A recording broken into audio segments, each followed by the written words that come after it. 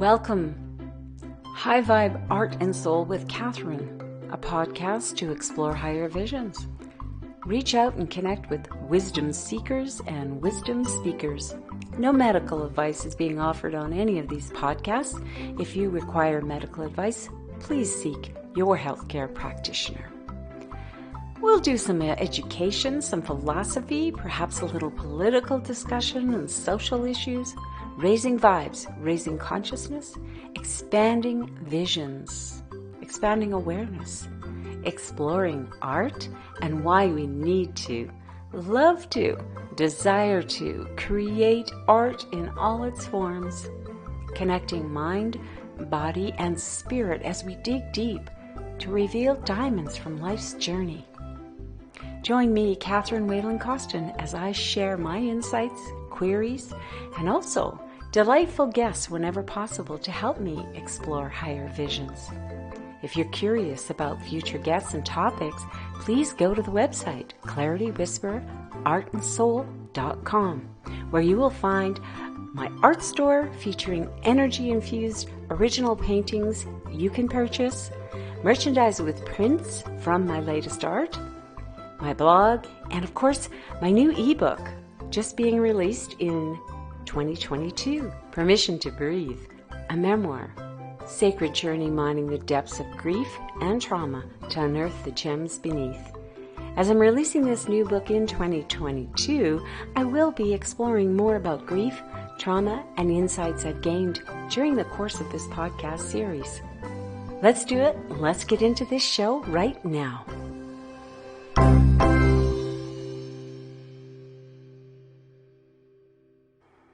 And welcome to the show. It's Catherine Whalen-Costin, the host and producer of High Vibe Art and Soul with Catherine. It is my pleasure to be starting these podcasts again. As some of you who have followed me for some time will know, that my original podcast talk show was called Let's Get Real, Chatting with Catherine. And I explored with so many fascinating people on all walks of life, from authors and artists to kinesiologists and experts in metaphysical exploration, spiritual people, alternative health, acupressure, just so many different parts of life. And I found it incredibly fascinating because I'm extremely curious, as many of you will already know that. So why I decided to start this up again is, one, to satisfy my own curiosity, and which is it's just not satiable. It's just, I'm always looking for the big why. I'm questioning everything, and when I get answers, I question some more and I dig deeper. I'm a natural researcher, and when I learn something, I love to share it. And so that is really what drives me, and I hope that in sharing, it brings something to you, to your life as well. It's not one-sided. This is a relationship, and that is what I intend, and I will learn from your feedback whether or not this is something that you're also interested in the subject matter, and so forth. I think we can live on planet Earth in a lot more harmonious way than we've been taught, than we've been indoctrinated. And as I've said so many times, I mean, there's so many forms of war. We have internal war, external war, we have physical war, emotional wars, and most of the time, somebody profits from those wars, with or without our knowledge, you know? And if you look at all wars through history, someone has profited, while usually it's a few that profit and the masses pay the price, whether it be emotional, physical, giving their lives to wars, to causes. But I'm not just talking about the, World War I, World War II, Vietnam War, and on, Afghanistan, and all those things. But I am talking about this war that we we believe is the only way to be on the planet. This constant conflict. And I know that there's many people who will tell you that that's just the way it always has been and always will be. And then there are other people like me who are eternal optimists, and even people who are not eternal optimists but can see that we are changing, we are evolving. We have been living this way for eons on this planet. And this collective longing for something better, something different, it's reached a pitch that is just incredible, and it's exciting. And I can't help but think that some of the past trauma, whether it be from this lifetime or previous lifetimes, is playing a part in keeping us in that drama. So that's part of the reason I wanted to do the podcast, and to share insights that I hadn't been able to share in the past, perhaps, or wasn't ready to share. And some of that I've shared in my book that's coming out very soon. And if you're interested in the book, where I go into a lot more detail, it's you can pre-order it right now if you're listening to this in January 20th, 21st. The pre-order price has a discount compared to what it will be when it's fully released. That's available on the website. If you go to clarity-whisper-art-and-soul.com, it says ebook. If you click on that, you can read some details about the book, and then there's a link there to go to the art shop to purchase it. It's, as I said, it's ebook. I'm hoping that it will come out as a paperback later in the spring or fall at the latest, but we'll see how it goes. See what the demand is for it, and right now it's going to be released as a PDF, so you won't be able to use it on e-readers, and that's another part which I'll get to in a few minutes. I'll explain a little bit more about why I'm doing it that way. But I do want to point out that trauma is I'm speaking from a personal experiences, from my observations, as well as from the healing work I've done and the research I've done into different insights about trauma over the last 20 years, because I wanted to find out how to heal myself from various traumas that I've been through, and because it was debilitating. It was sucking the life out of me, literally. And some of you know that in 2012, my son was in a vehicle accident. He was 29 years old. So it was totally unexpected. And you would think that would be a trauma that, would be the worst thing that could have ever happened to me. But the reality was, it was what liberated me. It was the catalyst that broke me open to really look at all of the other traumas and all of the other experiences I had, and to examine much, much closer and to find more insight. And one of the big insights I discovered was that we're not all experiencing life the same way. We're hearing a lot right now because of this collective pandemic situation, and we hear a lot of what I call slogans, and they're just terms that get thrown out and repeated and repeated and repeated. So we all start saying them collectively, like we're cheerleaders or something. And I was a cheerleader in high school, and so I know a little bit about cheerleading, but I digress. We're saying things like, we're all in this together. Now that we know is not true. We are all experiencing this situation in very different ways. And those of us who have experienced trauma from different events will be triggered by different things. So we can't all treat the situation the same way. We are not all experiencing the same financial challenges. We are not all experiencing the same things in our households, or whether we have a household. We are not experiencing the same challenges if we have children or we don't have children in the home, if we're worrying about schools, if we're dealing with, children who need to be exercising and they're stuck in the house, or if we can't work, or if our jobs no longer exist, or if we are overworked, as in the healthcare professions, the doctors, the nurses, the cleaning staff, the technicians.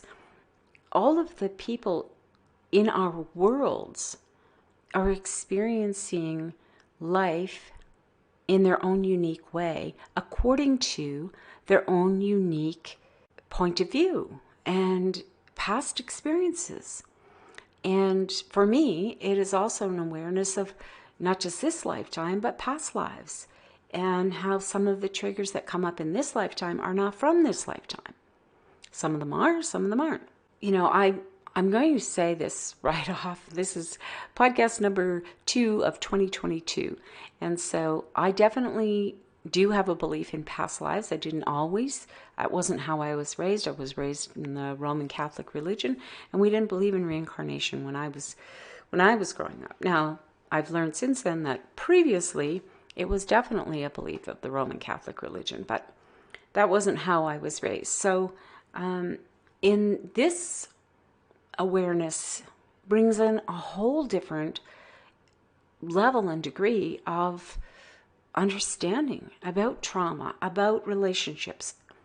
And I think that this is why I think it's so important to have empathy, to have compassion for each other. But it isn't from a place of we're all in this together. It's from a place of you're unique and I'm unique. And we're all having different experiences of this. And we all are feeling different levels of stress.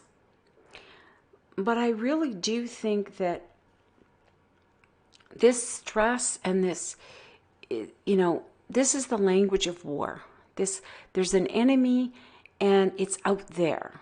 And we've been hearing different stories, and some of us repeat them, and some of us repeat them without even thinking. People who are our neighbors, all of a sudden we are afraid of them because they could or could not, be carrying a disease. And I really feel like we're on dangerous territory right now with the language we're using to talk to each other, or not talk to each other, actually yell at each other, demand that people do things in a certain way to please us, to make us feel safe. And this is something I learned a long time ago, and that's we cannot make enough rules to feel safe in a world with other people. And this is what we've been kind of trained to do. We are told about something that's an enemy or some terrible thing, and we demand. We don't like it. We don't want to hear it. Something bad's going to happen. We need a law. We need a law and to force people to do things a certain way so we can feel safe. And there's just not enough laws to make other people do things to make us feel safe. We really and truly, from my experience, we have to find our own way of being comfortable on planet Earth. We have to find that inner wisdom, that inner calm. And right now, what I notice is we're not having any soothers. And by that I mean years ago when things were, in turmoil, leaders came forward and soothed people. They said things that, like, you know what, we are going to get through this. And we do have the tools. And everything's going to be all right. And even though, maybe they felt that way and maybe they didn't. But it's kind of like, leader is kind of like, in a family, you have sometimes, not always, parents who will say to the children, everything's going to be all right. Even when they knew, it was dicey. Maybe it's going to be all right, maybe it's not. But the thing is, we do know that worrying about things does not solve anything. And so I'm not saying that leaders need to be like parents, but leaders in government and heads of corporations and so forth very often have information that the regular people do not have, that we don't know about. We don't know about, and we don't really want the public knowing all the security detail of a country, right? So I'm not suggesting that should be given to the public, but what we're seeing instead is that there's so much hype. There's so much when leaders do attempt to say, look, things are going to be all right. We have other people politicizing and saying, no, they're not. You're not doing enough. People are going to die and everything's going to hell in a handbasket. And so the people, especially people who are already stressed, already traumatized, already going through, they're already in debt like crazy. They don't know how they're going to feed their families. They don't know how they're going to keep a roof over their heads. And then you add to that, it's like you're feeding a fire, and that is not helpful. It's not helpful to anyone. And even though we do not know what other people's triggers are going to be, I think there's a place for real leaders who can know that. They can know that everyone's going through this uniquely with their own challenges, so that we can calm people. No one makes good decisions in fear. No one. And, we know that fear creates reactions in people, because especially survival fear, which is our base, from the time we come to this planet, we all have that. So if you think your survival's on the line, and you've got fight, flight, fawn is one that isn't talked about a lot, but fawning, pleasing, trying to please whoever it is that you think is going to hurt you, or and freeze. And so people don't have anywhere to run to, so they're fighting. Some people are freezing. They're just numb. They can't think of how to calm themselves even. And I really think that we are doing a huge disservice by simply picking a side. And instead of saying, wait a second, maybe there is something else here. Maybe something good is happening here. And maybe there is an opportunity here. And for some people, the opportunity is that through this period, they had to go inside. And I don't mean just in their house, but inside, getting to know their family.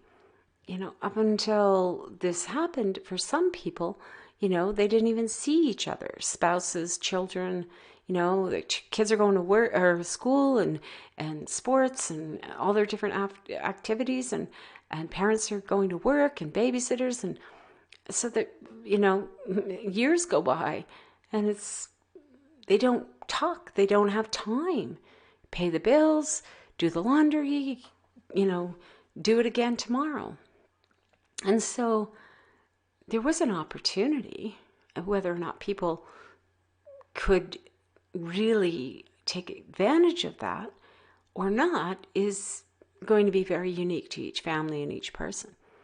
But I know that for myself, when I am in overload and stressed, not a lot of good decisions get made. And it's very difficult to see opportunities. They can come knocking at your door, but if you're in freeze, you're not going to even answer the door. Or you might run from it, those opportunities.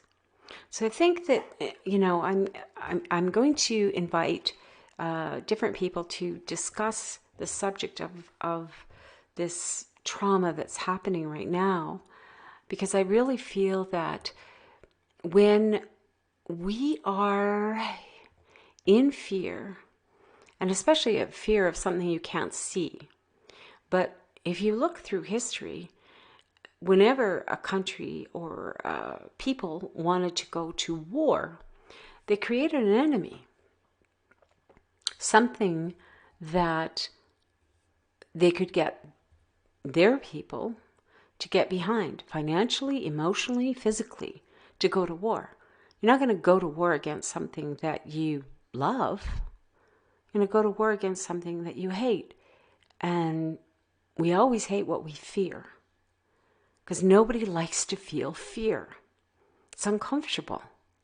So, and if you don't know people, it's easy.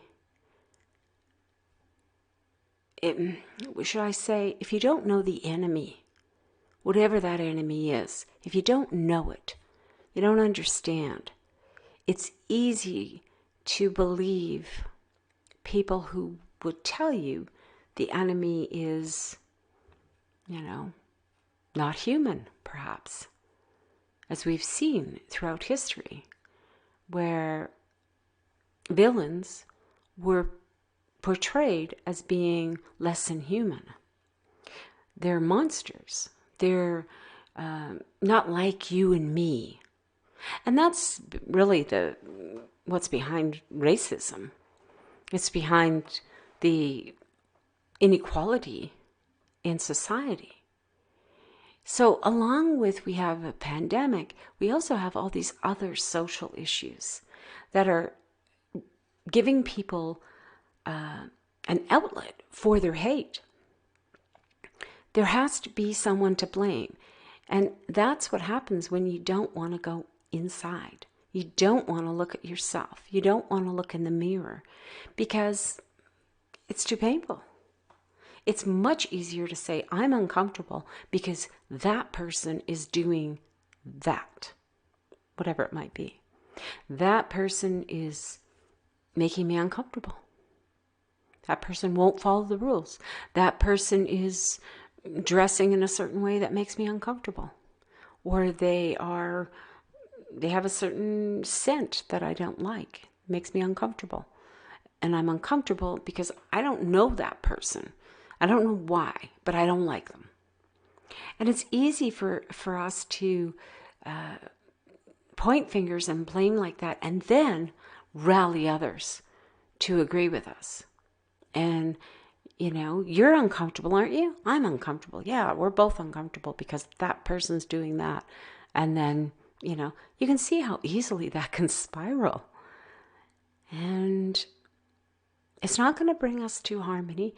It's not going to bring us to prosperity. We cannot. How can you do business with people that you hate or that you're afraid of? That's never going to work. And I think that we are dealing with a situation right now on the planet where we have an awful lot of people who are reliving trauma that was never dealt with, perhaps, when they were children. And it's being given a voice now, but that voice it's It's loud, it's angry, but is it really about what's going on? Or is it a trigger? Is what's going on a trigger for other things that have happened in the past that have not been resolved, never healed, never even spoken of? And we know that as a society, there's plenty of things that we don't speak of, that we don't like to speak of. And one of those things is death. One of those things is our own death and the experience of having someone we love die. And that is what is really driving people, and in some cases manipulating people to behave in different ways because of their fear of death. Now, I'm not saying that it's something you want to, I'm not in a hurry to leave the planet, but it is the only way off the planet. And I say this all the time because it's the truth. But we are trained from very young to do everything we can to avoid death. I mean, it's a crime to take your own life. So how interesting is that? And I'm not encouraging it. I'm just saying, isn't it interesting that this is how we look at it? Human life is a gift. And not just my life, everyone's life. Everyone. Doesn't matter what your skin color, your gender, your opinions. Everyone's life is precious. How we live our lives is very unique. How we see life is very unique. What we think things mean is very unique. And it is that meaning that we give things. What do we think it means when someone dies that we love? What do we think it means for us to die? And why do we fear it so much that we are willing to be manipulated by that fear? And yet, at the same time, we'll go to war and take someone else's life. And we've been doing it throughout history. So how can you see it both ways? We value human life so much that we make it illegal to take your own life. And then we have wars where we are asking our soldiers to take someone else's life on our behalf. So we have a lot of messy beliefs around death. And because we do, it is probably the most frequent tool to manipulate us to do just about anything to try to avoid it. Avoid our own death. And, willingly either seek revenge on someone else for doing something terrible that we think is absolutely terrible. And often we'll say it's monster-like, but we know that human beings are capable of very, very heinous things. So, but if we call a person a monster, then we have no problem taking their life, as a state even. We don't generally take a person's life in Canada anymore, but we will imprison them for life. And I'm not saying we shouldn't. There has to be laws. There has to be a way for civil society to operate. But right now, we're not operating as a civil society. Our politicians are acting like very immature children in some cases. The language they're choosing to use, the inciting people to fear, to attack, to smear, to, their opponents, and sometimes fabricate information and then retract it, and so forth. I'm not saying that hasn't happened in the past. I'm saying that we are at a time in history where I believe that we have raised the frequency, and we are seeing a shift into a higher vibration of existence, of more harmony, more peace, more fairness, being right on the horizon. And as my understanding, some people are experiencing it already. Some people are really feeling a much more lighter, higher frequency experience on planet Earth. And so I think it's really important for us to realize that we are not all having the same experience on planet Earth. And I doubt that we ever did, because it's so unique. I'm the only one standing in my body, seeing the world through my eyes, with my previous experiences coloring the way I see it. And so are you. You are seeing the world uniquely through your eyes. And we are giving a message to our children who will inherit this planet. And if you believe in reincarnation, there's a good chance that the children that are coming in the next few generations will be us back again. And what if you don't care about the children that are already here? Maybe you care about yourself coming back to inherit whatever it is we leave behind. It's another way of looking at it. So, I know I've given you plenty to think about already. I just really want to say that what I started to mention at the beginning was, with my book, I'm selling it on my website. I'm not selling it on any of the big, I won't even mention their names, where a lot of people are buying books. And what I notice about it is the big corporate sellers of various things, including books, are doing very well. They have done very well throughout this whole pandemic. And the little people, individuals, are not doing as well in many cases. And as a writer, and in this case, this book actually took me over 10 years to write and rewrite and edit and rewrite. And when I thought about publishing it, because I had previously, when I started my company, Catherine Publishing, the reason I started the company was because I was writing a biography, a life story of a Catholic priest, Father Walter Krewski's life journey. If you're interested in that, I do have a few copies left. It was his story of his life from the early 1900s and what was going on in the world at the time, and his experience of becoming a priest, and his journeys all over Alberta. He was a parish priest. He traveled around a lot to various parishes, and some of the beliefs that he had to overcome and to challenge to serve God for him in his own words. And so I did all the research, and I went through all of his documents, which I was very fortunate because he had boxes and boxes of documents, and so to support what he was saying. And so I was able to accomplish that.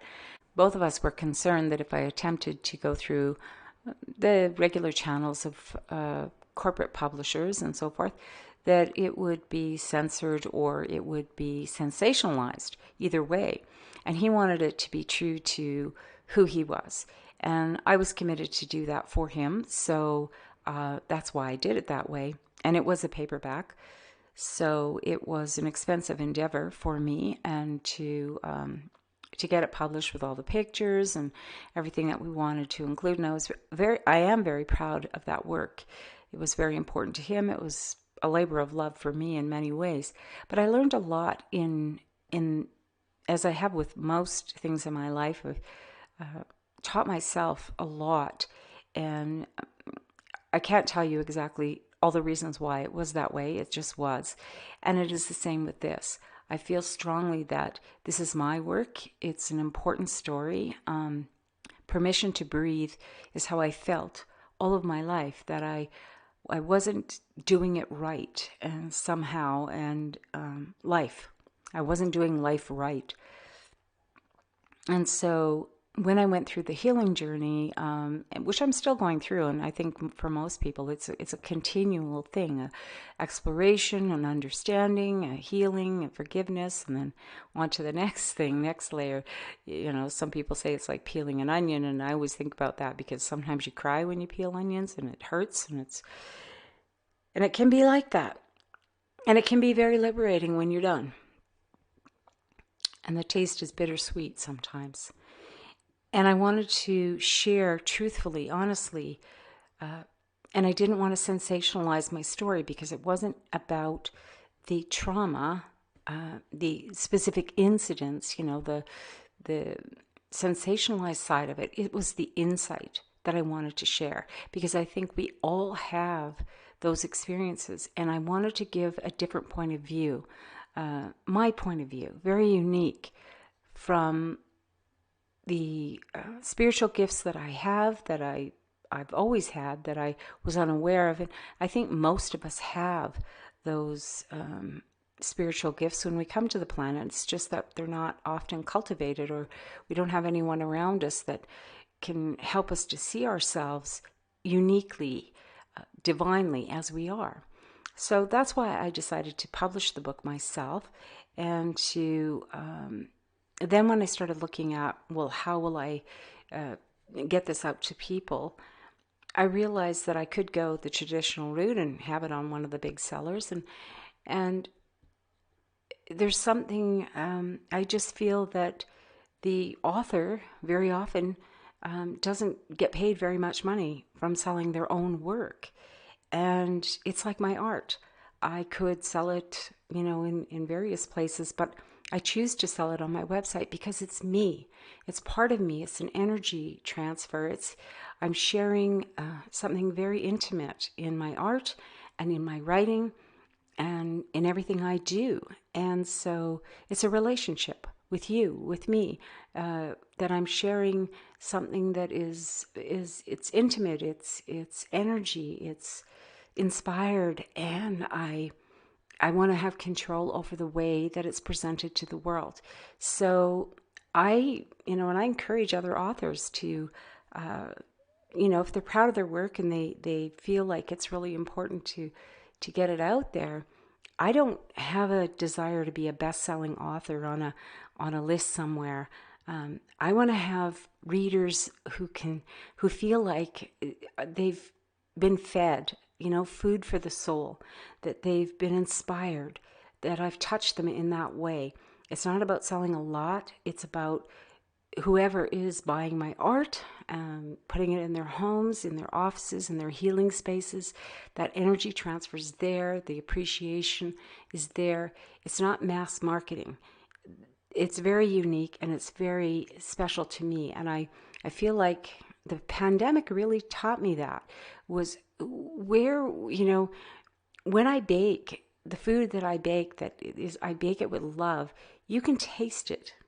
When I go to a restaurant where the people that own it, that are creating the delicious meals and the atmosphere, and it's not a mass chain of generic marketing. It's like going to somebody's home. It's unique. It's special.